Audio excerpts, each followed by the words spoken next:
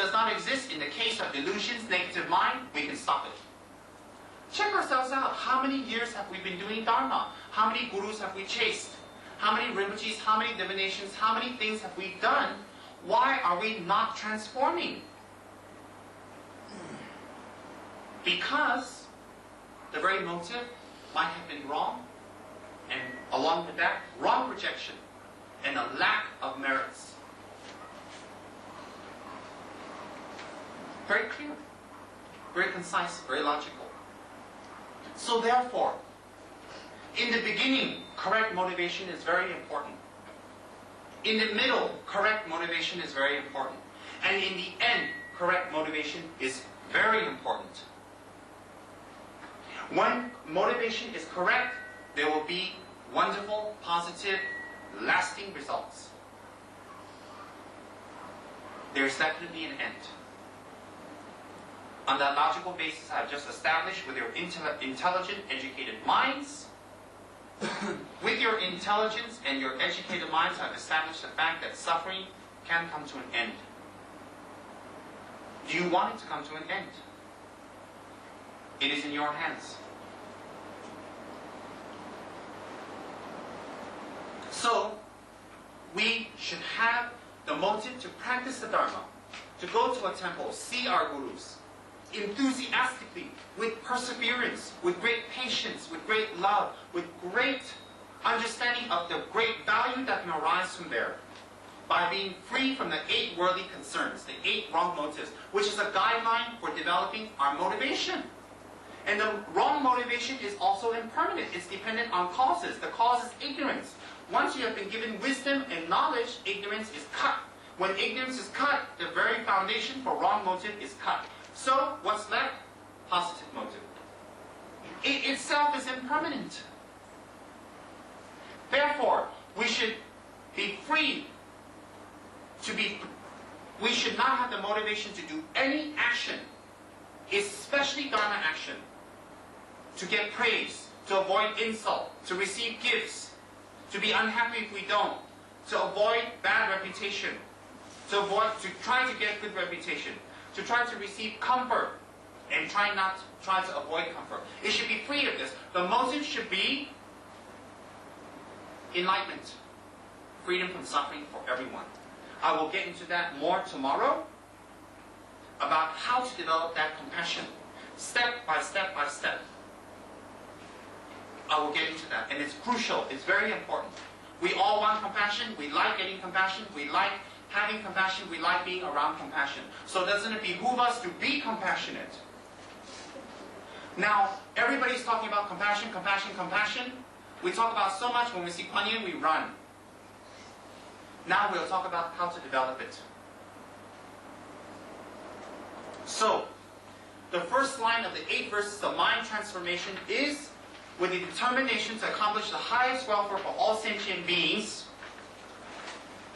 who excel even a wish-granting gem, may I at all times hold them dear. This book, everyone should try to get a copy. It is new, it's fabulous. It is from one of my root gurus, written by the great exalted Khenchen Gishitsurum Gensen Rinpoche, who is from Ganden Monastery. And what I'm teaching is embodied in this book. After the teaching, if you get it and study, it'll be very good. It's from Wisdom Publications in the United States, Boston. Wisdom Publications. The book is called Compassion, the Key to Great Awakening. The Key to Great Awakening, compassion. This everyone should try to get. I will leave this book here so that you can copy down its title, its author, whatever, and try to obtain it. I'm sure Bodhi Bookstore can order it for you. This is where I got my copy from. And then when you write down everything, then please replace the book back there. I'll need it for tomorrow. Try to get this. So the first line, with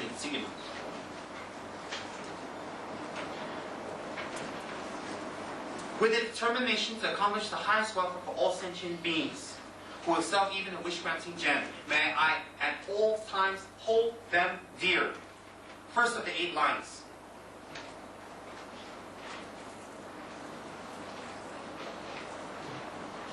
I will read through the holy text and explain, and then we will conclude after the first line. If we follow the Tibetan text, it says that sentient beings are far more important than a wish-granting gem. This is because our achievement of the peerless state of a great awakening enlightenment is dependent on sentient beings. It is said that if we wash the wish-granting gem 3 times, polish it 3 times, hang it on top of a huge banner, and ask for anything, it can provide all of our basic food, water, necessities. Yet sentient beings are far more precious because their existence enables us to achieve the state of great awakening. No such claim can be made of a wish-granting gem. The key point is that if there was no sentient beings, there would be no individual awakening. Without sentient beings, there is no compassion. Without compassion, there is no bodhicitta. And without bodhicitta, there is no great awakening. Therefore, we say that the kindness of sentient beings and the kindness of the Buddhas are equal. The kindness of sentient beings and the kindness of the Buddhas are equal. I will go back to that. We understand the kindness of the Buddha. We know that the Buddha is extremely kind, and we feel grateful to the Buddha because he is the source of all of our teachings, the method to free ourselves. He taught the means or techniques of attaining great awakening. Without these techniques, awakening would not be possible. As an example, even if someone gave us an excellent machinery to till the land for growing food, it would be of no use to us if we did not have any land. Similarly, the great Shantideva says in the text Bodhisattva Charavattara that sentient beings and Buddha are equal in terms of our awakening. We are dependent on both these factors to become enlightened. I will get back to it. A Buddha and sentient beings. Similar, Shantideva states that we have tremendous respect for all the Buddhas, but we have none for sentient beings. What kind of thinking is that? If the sentient beings are equal in bringing us to enlightenment, how can we respect the Buddhas and not all sentient beings and hold them dear? Moreover, when we are trying to develop bodhicitta, it is the understanding that all sentient beings have been our mothers that serves as the foundation of bodhicitta. I will go on that point more tomorrow. Great compassion is the root of all great qualities and great achievements of the Mahayana practices. We develop great compassion in our mind by focusing on sentient beings. Since all of our immediate and ultimate happiness and prosperity originates from sentient beings, may we learn to hold them dear. It would be very helpful, especially for new students, to think about the kindness of other beings in our daily life. We need to think that all of our friends, enemies, and strangers are equally kind to us. If we think seriously, we can see that all food, clothing, and happiness that we have come directly or indirectly from other sentient beings. We manufacture hardly any of these things ourselves. For instance, when we were born, we had nothing but our naked bodies, and even that we owe to the kindness of our parents. In fact, we have to come into this world with nothing. Everything that we have now is due to the kindness of other sentient beings, directly and indirectly. Thus we may say, may I learn to hold them dear. We do not mean that we should hold their hands all the time, but rather we should understand their needs. We understand that what sentient beings need is happiness, and they detest suffering. Since we cherish them, we have to look for the means by which we can provide what they need and dispel what they dislike. That should be our personal responsibility. I ask you to do your own study. Imaginatively explore your own ideas. Read books, contemplate on the meaning, and do whatever you do to increase that understanding. So, with the first line, with determination to accomplish the highest wealth of all sentient beings who even excel a wish-granting gem, may I learn to hold them dear. A wish-granting gem can grant your wishes, material wishes. You wash it 3 times, polish it 3 times, like a magic genie, put it on a banner, make your wish, it is able to grant it. Yet, it cannot still grant you freedom. Sentient beings are even more precious. All sentient beings, everyone around you, enemies, friends, neutral people, are very important to you because it is in dependence on them you get enlightenment. How is that? How do you practice patience if you have no enemies? To develop patience, full stop. And what Buddhas is there with no patience? What Buddhas exist with no patience? So we need to have patience, and the only way we develop it is someone helping us to develop patience. That's an enemy. So an enemy is just as precious as someone that benefits us, because without them, how do we practice patience? To become a Buddha with patience, there is the definition of a Buddha. One of them is that he has patience. So if we become a Buddha with no patience, we hate enemies, and we're a Buddha, I don't think we'll end up on the altar.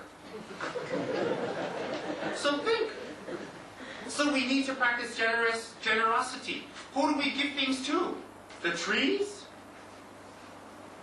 Waterfalls? Mountains? I offer this gold to you, mountain. Throw it. It is sentient beings. It is they are very kind to allow us to help them. That we are able to practice the paramita of dana, giving. If we want to go one step higher, to our Dharma brothers and sisters, giving, helping, to the Dharma institutions, to the Sangha, and if possible, if we have one, our root guru.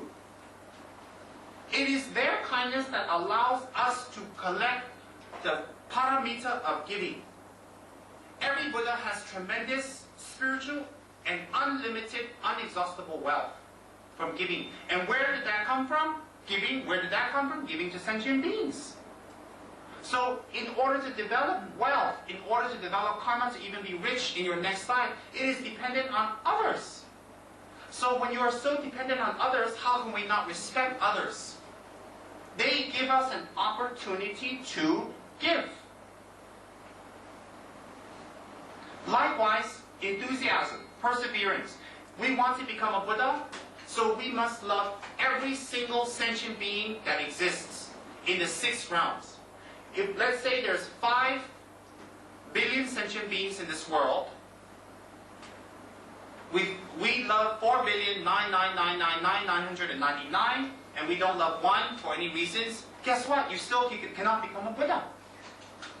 How can a Buddha love everyone except her, except him? I love everyone. I love every single sentient being except that one. Think about it. So your actual enlightenment is dependent on every single sentient being. And your mood, akasa, and your attitude and motive toward them. So they are very kind to exist to let you develop this. So if we show bad face, black face, bad talk, gossip, negativity, and shout and scream and hurt and abuse others, we don't realize how precious they are. They are just as precious as the Buddhas, equal, it says, in Bodhisattva Charavattara by Shantideva. They are equally important. So you think you can pray, kowtow, make offerings to the Buddha and the 3 jewels, your Guru and Sangha, turn around and abuse other sentient beings and get enlightened? You're in some weird cult, because that's not what the Buddha taught. So we've all been guilty, including myself, of following this weird cult. In front of the Buddha, we kowtow, we prostrate, we have tears, we turn around, someone bothers us, hey! We've done that over and over and over. So we belong to this weird offshoot of a Buddhism, some weird Buddhist cult. We can call ourselves VCs. Think about it. The Buddhas are important because we need teachings, we need their blessings, we need their inspiration, we need their guidance, we need the 3 jewels. We need them 50%. And in order to fulfill what they have taught us, where is the object to act out what they have taught us? That's right, sentient beings. That's right, all sentient beings. Neutral ones, hated ones, and loved ones. And the very fact you have hated ones and neutral ones in your vocabulary shows you are not practicing Dharma. Think. It's also interconnected and so logical. So how can we just prostrate to the Buddhas, prostrate to the Sangha, prostrate to our Guru, to our altars, and not show equal reverent respect to everybody else? Of course you don't have to run around with lotus candles and light one to everybody you meet and say, I respect you and pray to you. Of course you don't have to go that fanatical. The point, the issue here is to have a sincere respect for other sentient beings. That includes your wife that gets on your nerves, that nags. That includes your husband that gets on your nerves, that comes home from work at 11 o'clock. That includes your kids that don't stop shouting and screaming non-stop. That includes loving the Guru that shouts at you. Yeah, that includes me, don't forget. That includes me too. And I reiterate that. So you've got to love me to become enlightened. So there you go. So you've got to love everyone. Everything. So we have to start somewhere. We should start with our Gurus. We should start with our wives. We should start with our husbands. Have we been mistreating our wives? Have we been talking wrongly to our mates? Have we been mistreating our husband and talking wrongly to our husband, to our friends, to our relatives? Have we? if we have, I don't think we're making progress here. And if we're not making progress, we're going to suffer. Of course, there are certain people that really get on our nerves. We don't have to jump in bed and hug them and kiss and say, I love you. We don't have to, every corner, grab them and kiss them and say, I love you, and hold your hands 24 hours and say, look, Guru, I'm practicing compassion. We don't have to do that. The point is, let them be the way they are, but don't hate them. You may avoid them for now, with the reason that you are not fully developed. Until you become developed, you don't have any hate, but you want to protect yourself for now. But that cannot go on forever. For the next 500 lives, I hate them, I want to protect myself, I stay away. So we've got to love all sentient beings to become enlightened. If we don't, how do we become enlightened? Impossible. Impossible. 50% on sentient beings. So we should start today, now, this moment, to start loving our wives. Start loving our husbands. Start loving our children, our relatives, our parents, our aunts and uncles, Sangha members, our gurus, people that are neutral to us, people we just meet, and especially enemies. We should start. Stop kowtowing to the Buddhas, because that's just 50% of the game. If you kowtow to them, it means you will follow what they're saying. You kowtow because you respect what they are, what they represent, what they teach you. Therefore, you kowtow. So if you kowtow and you turn around and do the opposite, you should get a Grammy Award for your great acting. And we all should get a Grammy Award because we're the greatest actors on earth. All of us. Think about it. It sounds funny, but it's true. That's why it's funny. So we have to respect everyone. We have to respect everything. We have to respect everyone. And we must start with the people that are most easiest to us. With all due respect, again, to your gurus, to the Sangha, to your Dharma brothers and sisters, in which you have the same teachers with, to fellow Dharma practitioners, to other religious practitioners, to neutral, to enemies. Without that deep respect, 50% of your practice is not there. So a table cannot stand with 2 legs. You need the other 50. It needs 4 to stand. Okay, you want to be smart, it needs 3 to stand on some tables. So we take 1.5 away, it cannot stand. Some people think, well, there are tables that have 3 legs. Okay, 3 legs, 1.5 gone. So think about it. We need to start practicing this. The first statement. If we practice this sheet alone, we can gain enlightenment. No joke. If we practice this alone, without initiations, without altars, without deities, without nothing. If we practice this from our heart, if we practice the first line and put it into real practice, many of our sufferings will stop. With the determination of accomplishing the highest wealth for all sentient beings who excel even a wish-granting gem, may I learn to hold them dear. Whenever I associate with others, may I think myself the humblest among all and hold others supreme from the depth of my heart. First line, with the determination to accomplish the highest welfare. What's that? With the determination to accomplish the highest welfare. What's the highest welfare for all sentient beings? When you become a Buddha. So with the determination of becoming a Buddha, who, therefore, all sentient beings are greater than a wish-fulfilling gem, and may I at all times hold them dear. If we had problems, we should apologize. If we have difficulties, we should make up. And we should see the root of the problem and stop it from our side. Whether the other person stops it or not, never mind. That's not your problem. When you die alone. When you go alone. When you make karma alone. So we should respect our teachers, we respect the Sangha, we should respect our wives, our husbands, our mates, everything. We should start now. Without them, we can't become enlightened. I love everybody except my wife. Today. I love everybody except my husband. Today. You ain't becoming a Buddha. Far from it. Think it's logical. So please, practice that first line. That first line has such deep meaning. Let's become real Dharma practitioners. We've received the first line, let's put it into action, let's make it stable, and let's make it constant. And let's support it and make it constant and stable by making offerings to the 3 jewels, frustrations, meditations, our meditational deities, mantras, etc., etc. I will conclude here. It's 10:33. I thank you all very much for coming tonight. Please, I hope to see you all tomorrow night. Not that I don't have enough people to shout at and scream at, because I sincerely would like to pass these holy teachings on to all of you. I feel it will be very, very beneficial. I feel it will be very, very enlightening. And this is the essence of Buddhist teachings.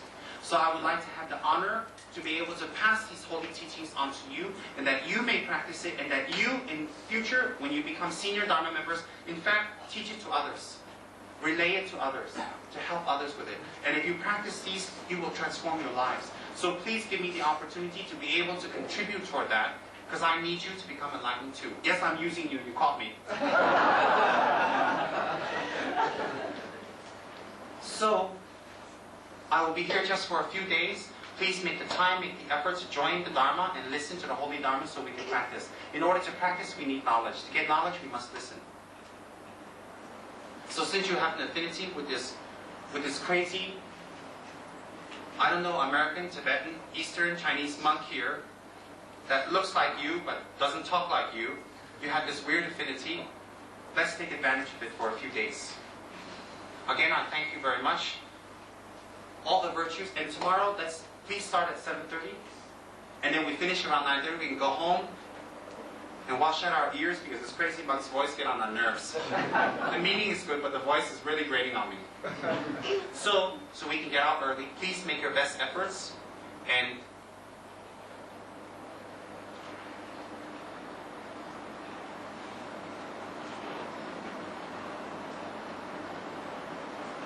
I beg you and I implore all of you, my old friends and my new friends, to please put this teaching into practice. This moment, strong, where there is a perversion or misunderstanding of Dharma, may it become clear. We dedicated that all the great lamas, all the great teachers and masters of all the religious traditions in the world, Christianity, Islam, Judaism, Hinduism, Buddhism, all the great masters and their disciples have long life, excellent health and happiness. May their temples and may their good teachings grow and be able to benefit others.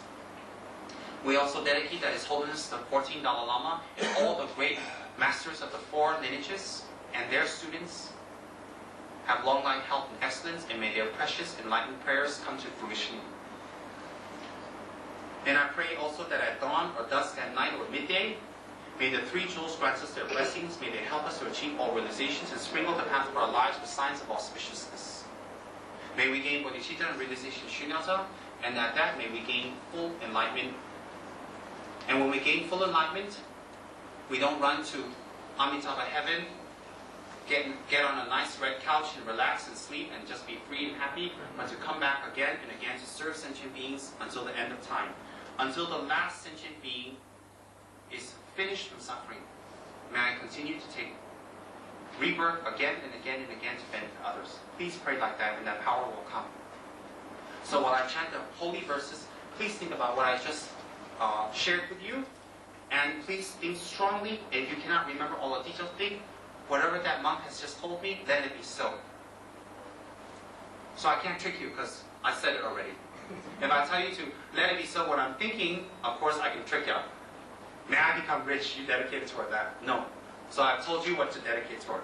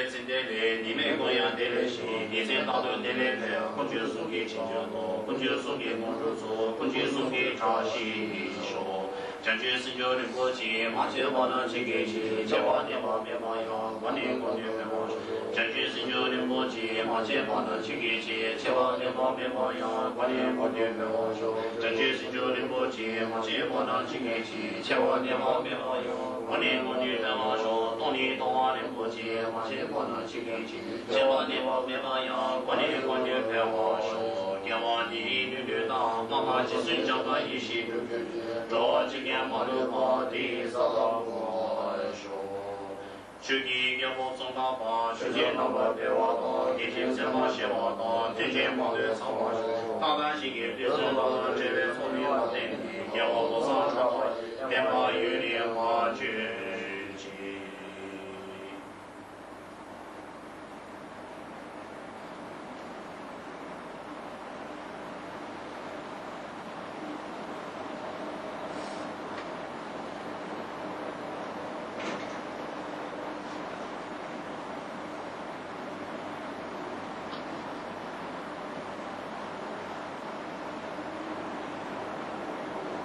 Thank you very much. Good night. Have a safe journey home. Testing 1, 2, 3. Okay? Okay, huh? Huh? Okay, now. So, off, huh?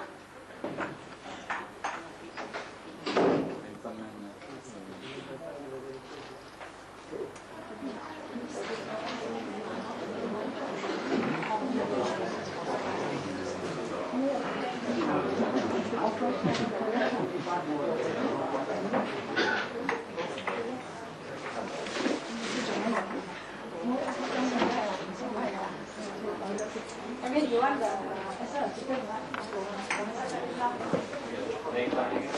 看见也被书店送爸爸，若上咖啡小老说话的，妹妹这里的渐渐瑞子，妹妹天被王婆讲飞呀，妹妹天被王婆讲飞呀，路过马路上这三位的，看见也被书店送爸爸，若上咖啡小老说话的，妹妹这里的渐渐瑞子，妹妹天被王婆讲飞呀，路过马路上这三位的，看见也被书店送爸爸。罗桑嘎贝沙拉的，看见也没书店送嘎巴，罗桑嘎贝沙拉说话的，没送嘎巴，罗桑嘎贝沙拉说话的，你没社会的渐渐瑞子，你没跟被王婆讲背呀，路过马路上这三位的，看见也没书店送嘎巴，罗桑嘎贝沙拉说话的，你没社会的渐渐瑞子，你没跟被王婆讲背呀，路过马路上这三位的。看见也被书店送嘎巴，罗桑嘎贝沙拉说话的，明明社会的渐渐瑞子，你没跟被王婆讲背呀，路过马路上这三位的，看见也被书店送嘎巴，罗桑嘎贝沙拉说话的，明明社会的渐渐瑞子，你没跟被。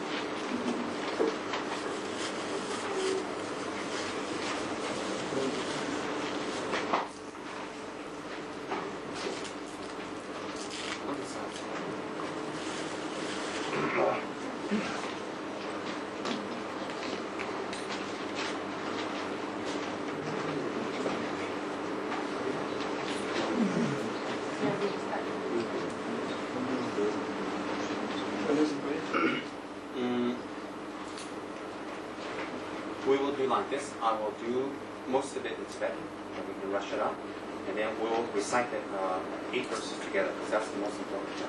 At the same time.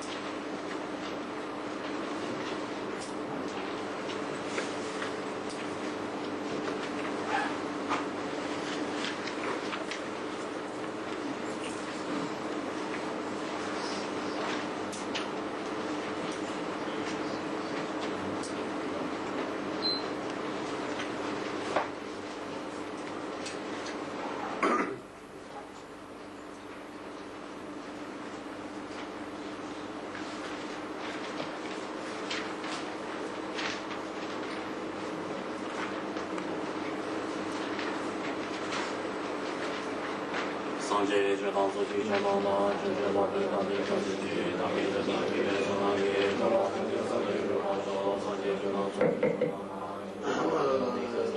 Dagi Jodang Kibe Sonagi, Jodang Kibe Sanje Jodang Sanje Jodang Soji Junja Badu Dandi Kansuji, Dami Jodang Kibe Sonagi, Sanje Jodang Soji Chonanda, Junja Badu Dandi Kansuji, Junja Badu Dandi Kansuji, Dami Jodang Kibe Sonagi, Sanje Jodang Soji Chonanda, Junja Badu Dandi Kansuji, Dami Jodang Kibe Sonagi, Maharaj.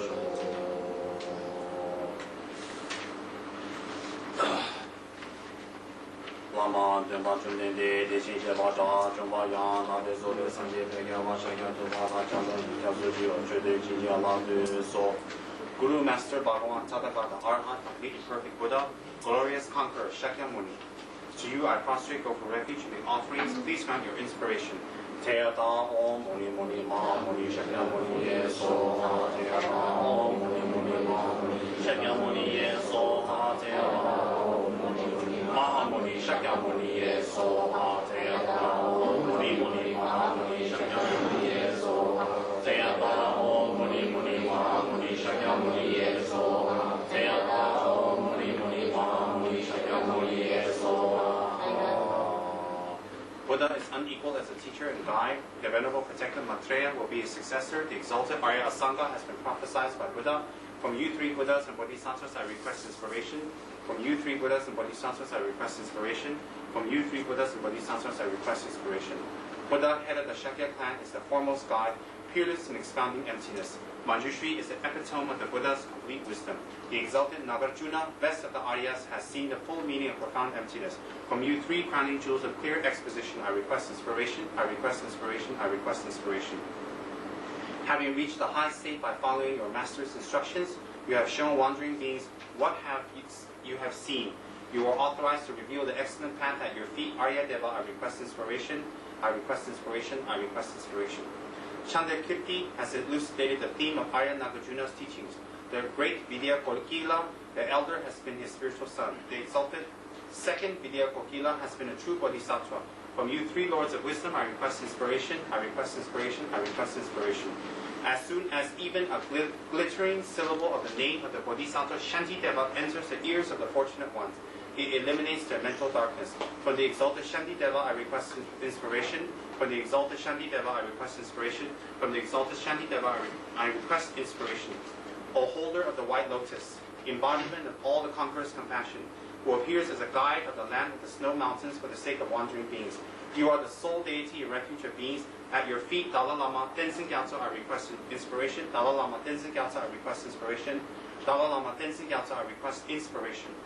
These gurus, moved by loving compassion, make the Dharma clear by teaching with skillful and effective means. They are the best bridges for all those of good fortune to cross to liberation, and the eyes for seeing all the vast scriptural texts. From all you gurus, I request inspiration, I request inspiration, I request inspiration. May I never develop for even a moment wrong views toward the deeds of my glorious gurus. With faith and respect gained from seeing their goodness, may the guru's inspiration flow into my mind. May I never develop for even a moment wrong views toward the deeds of my glorious gurus. With faith and respect gained from seeing their goodness, may the guru's inspiration flow into my mind. May I never develop from even a moment wrong views toward the deeds of my gurus. With faith and respect gained from seeing their goodness, may the guru's inspiration flow into my mind, flow into my mind, flow into my mind.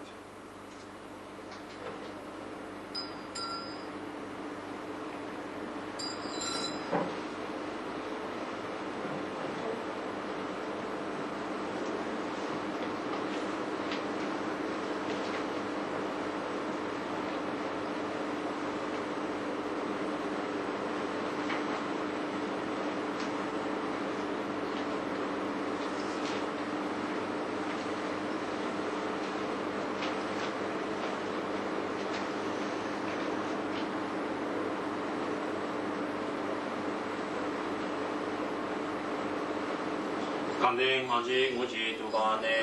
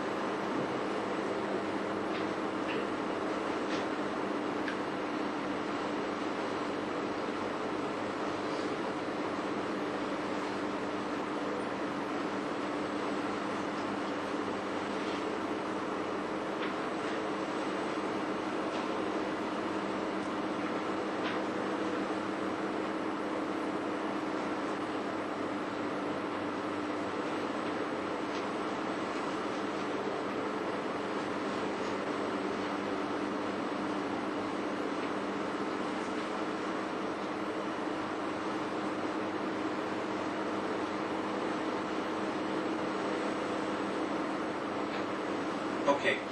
Then, before we actually begin, then as I explained, can everyone hear? Yes. The phones are working? Okay. Then, as I explained yesterday, it's very important that before any kind of Dharma activity or before any type of Dharma, if a little bit crowded, maybe 5, 6 people come up here and sit, and a little bit crowded, no problem, you can move up. Otherwise, too far, you cannot hear. You can move up. But be careful the video. And move up, move up. Move up just enough, you can just see my nose. You don't need to see neck and chest, just my nose. Come, move up, move up. The people less crowded. Okay, can see my nose? Okay, move up. Come, move up, move up. You want a chair? You already come. You come with monks. You sit here. You sit with monks, cannot run around now. You have to think you're a monk. I give you a chair. You can move up, move up, and less crowded. Here, maybe 3 people can sit here.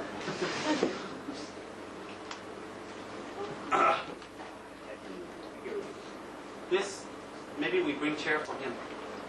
Then he can sit through the wall. This older gentleman here. Ruby, just give pillow. It's okay? Okay, otherwise bring chair. Alright, otherwise give the chair. And as I described yesterday, and I will describe today again, which is very important, is to be free, akasa, to have an extremely good motivation in order to listen to the Holy Dharma, in order to engage in spiritual practice, and in general, if we want to have a wide perspective, to karasa, do any action. And someone was under the myth that I might be teaching for 4 or 5 hours last night. Surprise, I broke my usual pattern. I broke up an hour. Tonight also, we'll definitely conclude early. We have planned around 9:30, so we'll do our best. If I'm 10, 15 minutes late, never mind. Just a few days. All right, definitely we won't be here till 1 a.m. So, most important doing any kind of Dharma action previous to it, prior to it, is that we develop an extremely good motivation. For the newcomers that have come, a few new people have come, welcome. Very happy to see all of you. Let me go over yesterday's talk and yesterday what we have done, but in brief, in very, very brief, so that nothing is left out and no one feels left out. And also what I taught yesterday in detail, I will tell in very short, brief today, and give you the oral transmissions. So it's very, very important. Then, karasa. Yeah, Mr. Cha can come here. You have space. Tang Tang Chick, come here. Come. You have more room.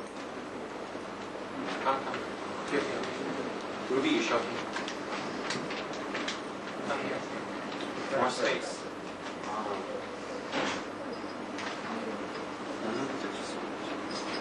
So, very important that we develop a sincere and good motivation.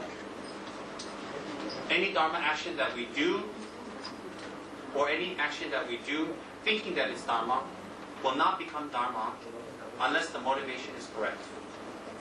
So if the motivation is not correct, then it cannot be Dharma practice. Definitely cannot be Dharma practice. Therefore, the motivation must be absolutely correct.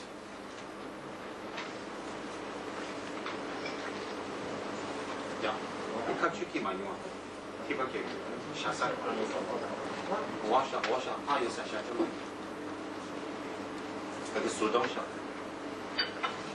Okay. Then the next people that comes, we're going to have to clear out the offerings, put them on the altar. They have good view, balcony view.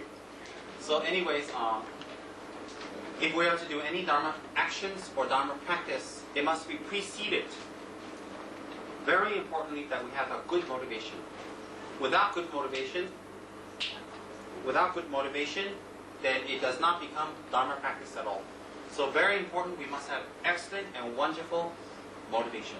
Now you may think that old Tibetan Lamas, monks are always talking about good motivation, good motivation. What is the good motivation?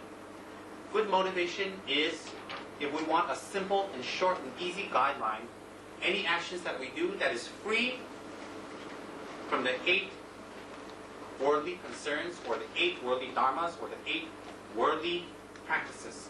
There are many translations for that, but you can use any of those that you feel comfortable. The 8 worldly concerns, the 8 mundane concerns. When we have any of the 8 mundane concerns, then it does not become Dharma practice.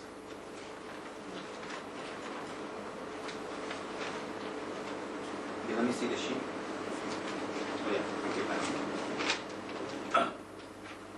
so the 8 mundane concerns is, if we do Dharma practice, if we go to Dharma centers, if we do Dharma activity, if we meditate, if we pray, if we recite mantras, if we receive initiations and blessings, if we do pujas, if we give dana to monks, if we do any of those actions with the motive,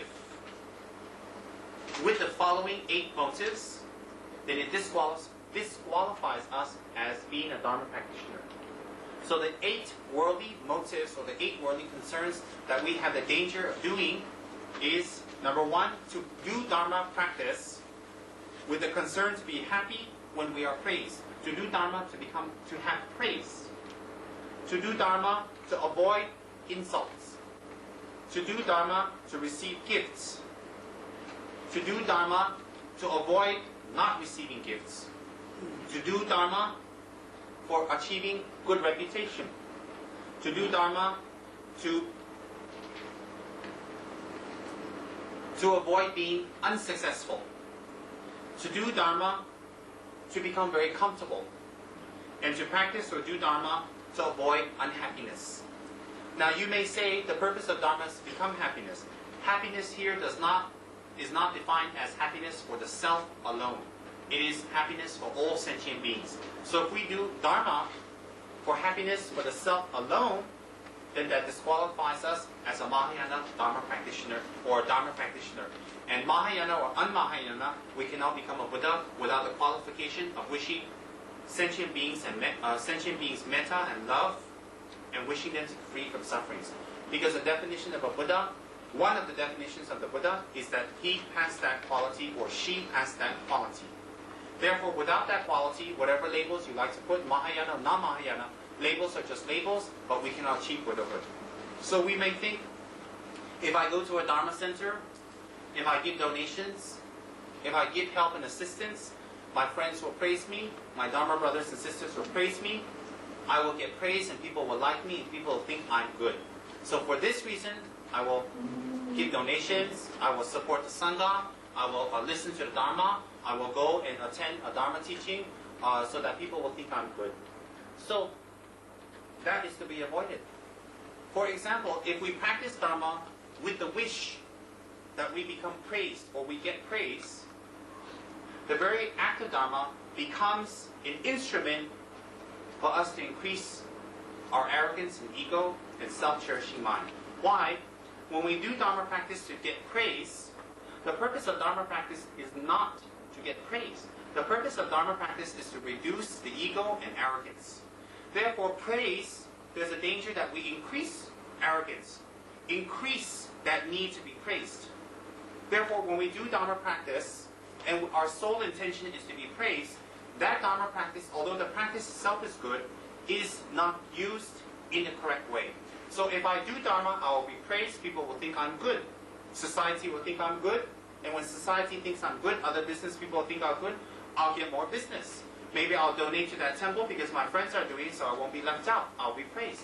Any of those motives, the hard work, the hard energy, perhaps the finances that you have put into it, will become a waste in the sense that it cannot achieve its ultimate purpose, freedom from samsara, freedom from unhappiness. Whereas the wealth that you give can change your luck a little to bring further wealth, but that's very fleeting in comparison to freedom from samsara. The wealth there is incomparable. Incomparable, you cannot compare. So very important, when we do Dharma practice with the intention that we will get praise, then definitely the Dharma practice, instead of becoming a source or a method for us to be free from suffering and unhappiness, it becomes something that increases our need for praise. And when we don't get praise, we suffer, we get angry, we get despondent, we do not want to practice, and we think about abandoning practice, and we have the danger of giving it up temporarily or altogether. So it is not the Dharma that's wrong, it is not the practice that is wrong, but it is the actual intention or the actual motivation that was initially created in your mind before you even did the Dharma practice. So when we do Dharma practice with any of the 8 worldly concerns, it does not become Dharma practice.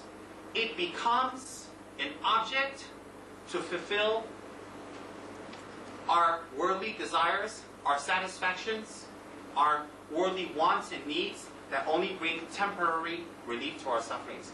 It cannot bring the ultimate relief, which is freedom from samsara.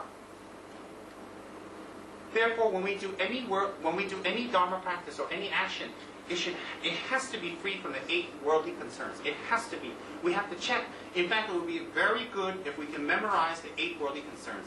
Memorize it, commit it to memory, and make sure that we can recite it every day. People like to recite a lot of mantras.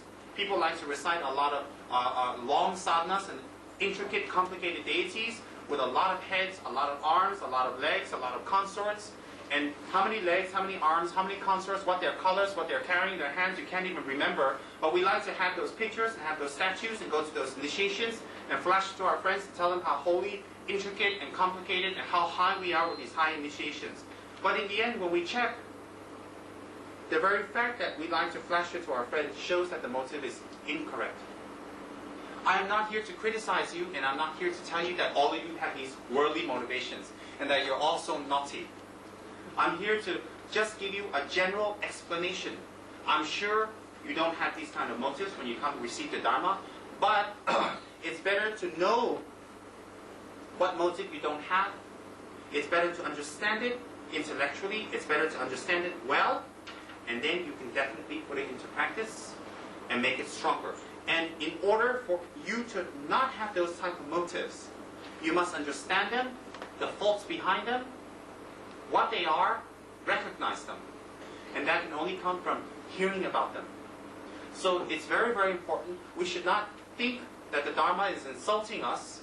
We should think that the Dharma is a mirror for us to reflect our actions within.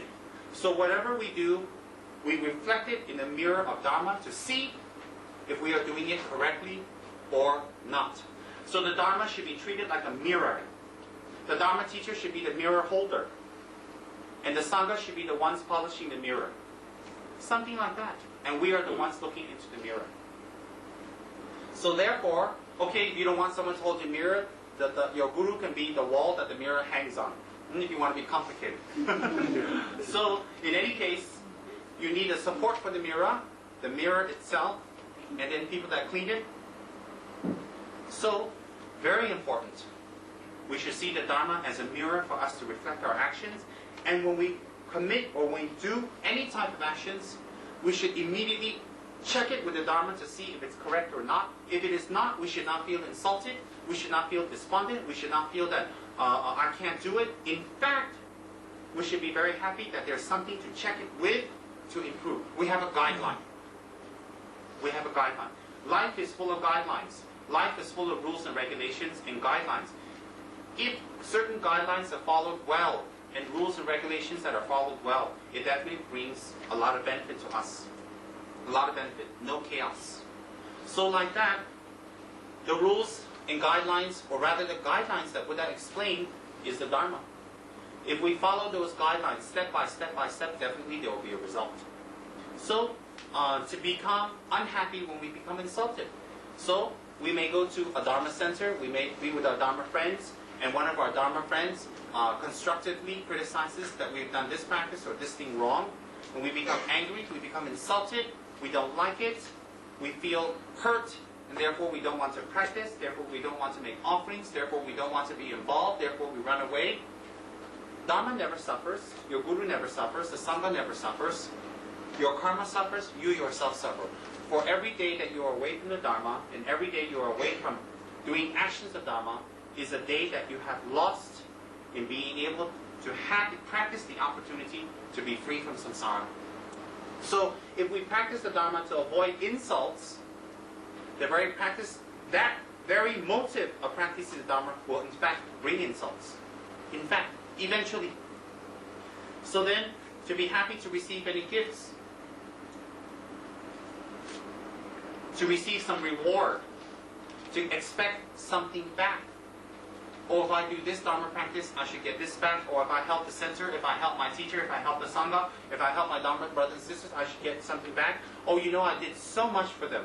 Boasting, and I got nothing back, and no one appreciated me. Appreciation is a type of gift that we expect, an emotional, psychological gift. Oh, no one gave me anything back.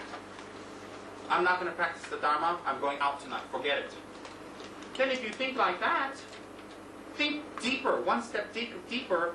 The very reason you practice Dharma is not to receive any type of mental or physical gifts. The reason you're practicing Dharma is to understand and learn the ways in which you can become free from all types of inner and outer sufferings. So your goal and your aim is to eliminate inner and outer sufferings on a lower scope, on a higher and more admired scope, to free the sufferings of other sentient beings. So when you go to a certain place and no one appreciates what you have done, the very fact you even think about that shows your motive is wrong. The very fact that you think about it, you want it, and you expect it, shows that your motive is wrong. With all due respect, that your motive is wrong. So when we do Dharma practice, when we go to Dharma centers and we contribute to it, when we contribute to our gurus, when we contribute to Dharma centers, when we contribute to the Sanghas or Dharma institutions, the motive is these institutions or these objects for our help and service will benefit others. Out of great compassion and the need to benefit and help others, I wish to help my guru. I wish to help the Sangha. I wish to help the temple. I wish to help the monastery. I wish to help printing of books. I wish to teach my friend the Dharma. I wish to bring my friend to the Dharma center, etc., etc., etc. The very motive that you should have in helping any of the objects of refuge or their institutions is other sentient beings. You should not do it to curry the favor of your teacher so you can get private audiences for hours on end about divinations about business. You should not curry the favors of Tsongkhapa and Buddha and etc. That you hit the lucky D if you make a lot of candle offerings to them. You should not make, help or donations to center thinking, oh, it's going to change my luck and I can finally meet that nice girl that I've been wanting to meet. Because that's not the motive behind doing any kind of work. The very deep and the real motive that is long-lasting and beneficial is that I will do these things in service and help and assist the three jewels. The Buddha, the Dharma, and Sangha, and their institutions and their assistants, in order that they can bring more Dharma to others. So, when you put $1 in the donation box, and you put $1 and say, oh, may my business grow, you will get the karma that contributes to your business growing, definitely. But once your business starts to grow, when the karma finishes, your business goes down. Once your business grows, the karma for that donation is finished. The karma has been wasted.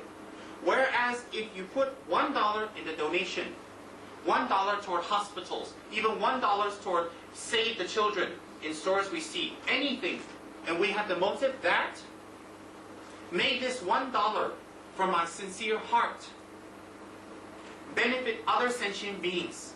In this case, may this center grow, or centers grow, and may this Dharma institution be sustained and grow so it can benefit others. When you do that, however many people come to this Dharma institution, however many people come and pray get their wishes fulfilled, meet their teachers, do pujas, learn and study here, every single person that's benefited, you will get the merits. How long will you get the merits? As long as that Dharma institution exists. So, when you do that kind of motivation, automatically under that will be good business, long life, health, happiness, and other worldly wants automatically become achieved because those motives and those actions are lesser.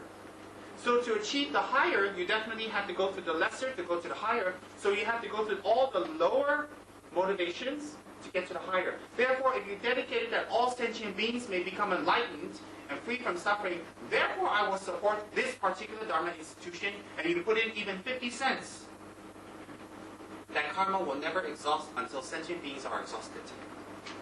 So that karma will benefit you in this life, in future lives, in future lives, in future lives. And by making that very motive and that very prayer that may all sentient beings be free from suffering and unhappiness, you automatically collect the karma that you will be free from unhappiness and suffering, which is the state of Buddhahood. Therefore, that action propels you to become a Buddha. And in order to become a Buddha, you need the 18 opportunities of a good human life, such as good food, good environment, health, long life, the 5 senses intact, Dharma, teachers, etc., etc.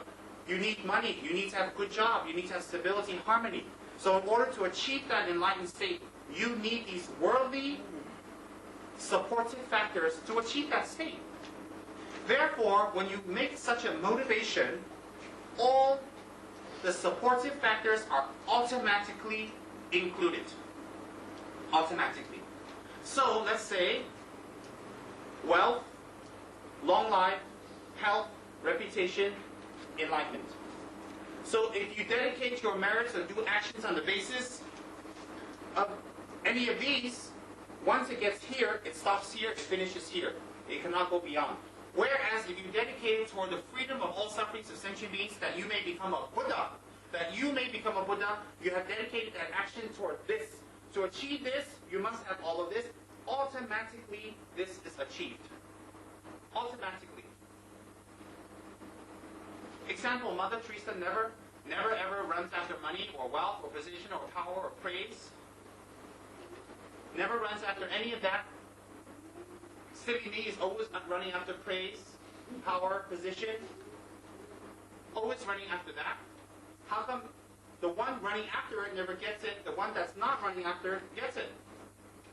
It proves to you that this kind of thought is correct.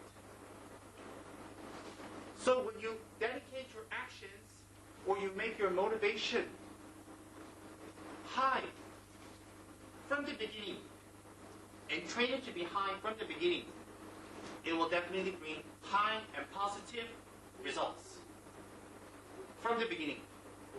Whereas if you have a low or incorrect motivation, don't think that $1 has been wasted. It has not. But the point here is it has not received its full potential.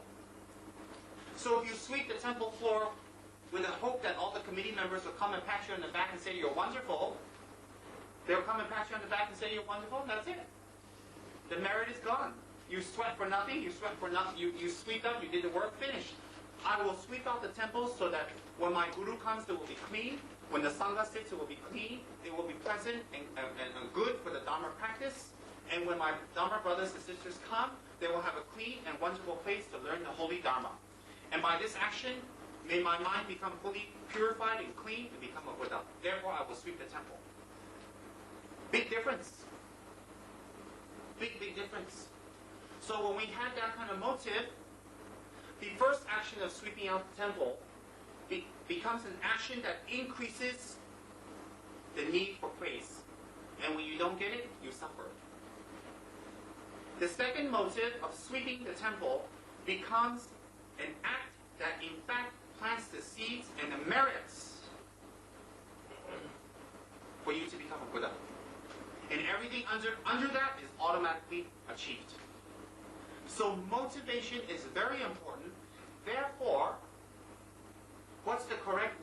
motivations that we must have, the guidelines are the 8 worldly concerns to be avoided. So that's in short. We had a much extensive explanation of that yesterday. I think it's on tape for people who would like it. Alright? I'm not asking you to get the tape because I think I'm a superstar, but I think the words might benefit you. Alright? To become, the 8 worldly concerns are to become happy when we are praised, to practice the Dharma, to become happy when we are praised, to become unhappy if we are insulted, to be happy if we receive any gifts, to be unhappy if we don't, to be happy upon achieving reputation, to be unhappy when we are unsuccessful, to be happy when we are comfortable, to be unhappy when we are not. So if we do Dharma practice with any of those 8 worldly motives, it will not equate it to be Dharma practice. So it's not the act or the action that makes it Dharma, but it is the motive. So being in a temple and offering incense and meditating 3 hours, no end upon no end, does not make it a Dharma motivation or Dharma action. It does not necessarily become a Dharma action if the motivation is not correct. But if you sit in a temple for a few minutes and offer incense and pray that you may become a fully enlightened being, and do prayers toward that achievement, it becomes a Dharma action. It becomes a Dharma action. So therefore, if you're going to spend this much time, this much energy, this much effort like all of you are tonight, and you put up with so much pain in your legs, you take away from your busy schedule, you keep awake and go to home later than usual and sacrifice relaxation after a hard day's work. And even some of you use up your hard-earned money toward the temple. If you're going to do all these actions, which is so much effort, there's so much effort involved, then I give you the method to get the best benefit out of it. So the avoidance of the 8 worldly concerns are the guidelines to train our motivation and transform our motivation step by step